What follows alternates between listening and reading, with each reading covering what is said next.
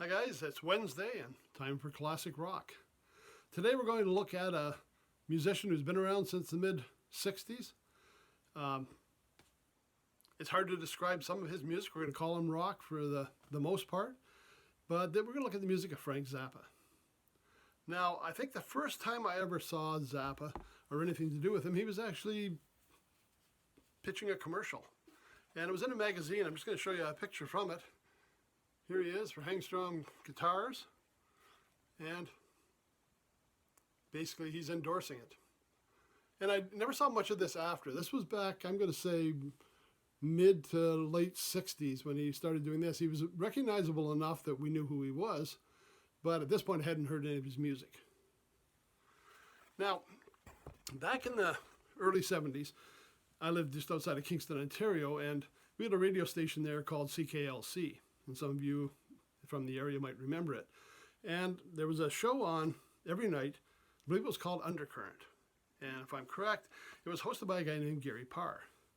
And what they would do is every night they would feature an album, right from start to finish, the whole album complete. And this was in a time when we didn't have tape recording. We had no way to duplicate it. It wasn't like we could record that and not have to buy the album. The idea, I think, was to showcase a lot of albums that people maybe weren't aware of or expose them some new material that they might go out and actually purchase it, which is what happened with me. First album I heard of Zappa's was on this show, Undercurrent, and that was Zappas Revenge. And I see from the date on here, it was about 1971 when I purchased this one. And this was my first exposure to Frank Zappa and the Mothers of Invention. This one was mainly just Frank Zappa. Now this would be the second version of the Mothers where we've added Flo and Eddie, or on here called the Fluorescent Leech and Eddie, but a lot of straight ahead rock tunes. There's a few things that are kind of more Zappa-esque from the early 8 years. I did look at the album Absolutely Free. Another one we're going to feature here in a minute that I'm not going to call them novelty songs, but they weren't really straight ahead rock songs. This one had some instrumentals and some pretty good straight-ahead rock and roll. It also says on here that music from this was kind of foreshadowing a project that was coming out called 200 Motels, which was a movie that Zappa made. And I remember, again, I was outside of Kingston. It came to Kingston, lasted 2 days, and was out of the theater. I've since seen it on video, and I understand why. It really did not appeal to a large audience. And it was a very unusual movie. Soundtrack, even that, when I bought the soundtrack or listened to it, it really wasn't something that really appealed to a lot of people. There were one or two songs that kind of stuck out, but to me, it wasn't anything compared to what we had heard on Zappas Revenge. So I went out and purchased a second album. And this was an earlier album with the original Mothers of Invention. Bunk Garner, Jimmy Carl Black, Ian Underwood. I think Don Preston's on this one. I'll just show you the inside or the outside photo. You might recognize this as looking kind of familiar. I'll get it without the light shining on it. And the reason it looks familiar was what was supposed to be the outside, but they had to put it on the inside because they had problems with the Beatles, was a very blatant copy of Sgt. Pepper. And this was Mothers of Inventions. We're only in it for the money. And again, this was something that Zappa had kind of was poking fun at the Beatles for doing these kind of things just for the commercial aspect of it. And I know they wanted to put this album out, and there was some controversy on whether they could do it because of it being such a copy. But they did it by putting the outside on the inside and the inside on the outside, and it really is just a real poke at Sgt. Pepper's Lonely Hearts Club Band. Now, some straight-ahead music on this as well, but a lot more that's been modified. And again, with the original Mothers of Invention. So, third album I bought. And you have to understand, this is back in the early 70s, and Zappa played right up until he died.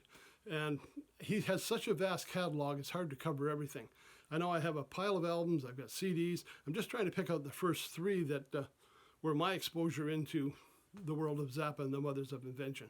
So we may cover other albums later on, and I'm not going to say these are necessarily all the best ones, but these are the first three that I became aware of, and this was at early on in the development of what he was doing. At this time, not quite offensive or upsetting to a lot of people.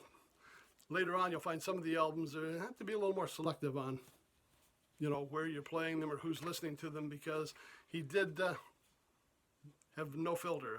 Anything goes, and he had no shame on some of the stuff he might say or put into songs. So you got to be careful on some of it. The next album I bought, and this was in a small town again. We had a little department store called Beamish, and that's where we go to buy our 45s, you know, the singles of the day.